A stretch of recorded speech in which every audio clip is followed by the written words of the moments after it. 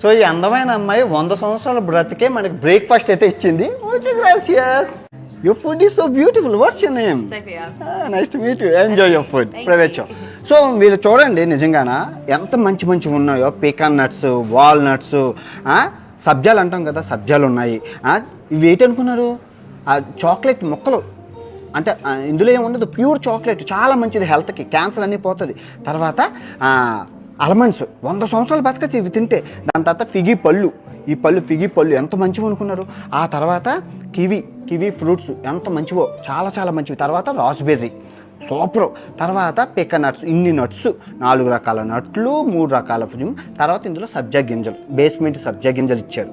మనం సబ్జా గింజలు ఎండాకాలం తాగుతాం కదా అది. తర్వాత ఓట్స్, సజ్జలు అంటారు కదా, ఓట్స్.